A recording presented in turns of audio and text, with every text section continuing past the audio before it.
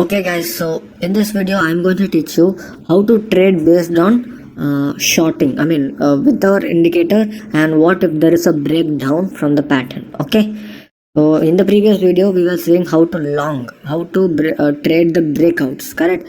So in this video we are going to look at the breakdown. Okay, so normally predominantly what the retailers would do is that after the breakdown from the pattern they look to short, right? But what happens is that they will be losing money because they won't know when to short. On day one we are not going to short, guys, mainly because it didn't cross the zones yet. If it was crossing it, we would have shorted, right? So on day two, what do? You just wait. You should not trade in this candle, as I mentioned before. You should wait for the 15-minute close, and it closed here, which means that there has been a buying pressure. Okay, so what do? I wait for the third day, and third day also there was no break. If you ask me if you can short it from the top, yes, but as a beginner I would not recommend you to do it. Probably after 5 or 6 months you can give it a try, but right now you should not do it. You should just wait for the breakdown to happen. Let me go and see this. Okay, and finally I got an opportunity on fourth day. You should just religiously follow the stock, guys. Every time after a breakdown you should just wait for the opportunity, because right now we are looking at accuracy. We are going to trade like a professional traders. We are not random retailers who trades 5 to 6 trades every day.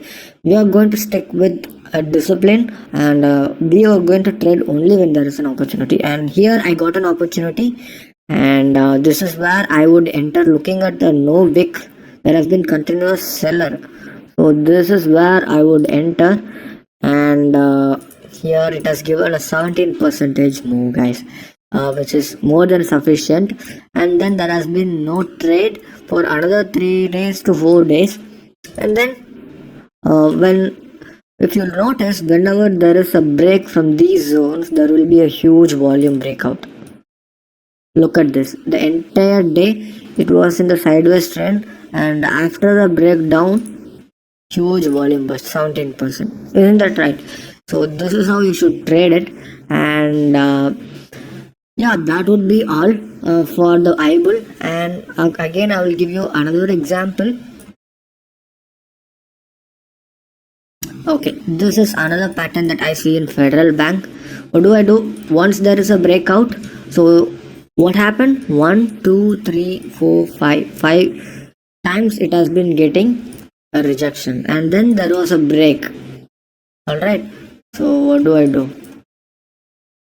I just go there and see if there has been a breakdown from our zone, and it happened. So you keep your stop loss above the zone here, okay, or above the candle.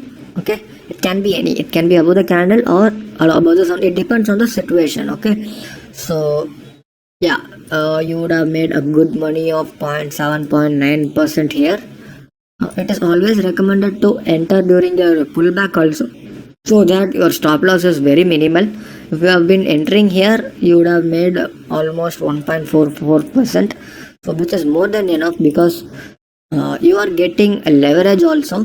So 1% move with 10x leverage is 10%. You don't want to earn more than 10% in a day, isn't that right?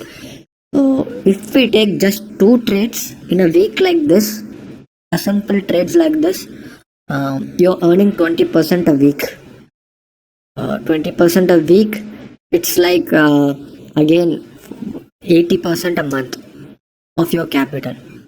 So this is why you must be very focused and disciplined, and take trades only during the sell setup that we get in this strategy. Okay, so here also we have got continuously for 3 days we have been getting the opportunities, and once you are done with that, close the trade and close it and enjoy the rest of the day. Okay, you just have to be patient and make money. Look how beautifully it has been working. okay, and then there was no opportunity, and then you should just neglect it because you don't want to trade more than 2 or 3 times, okay.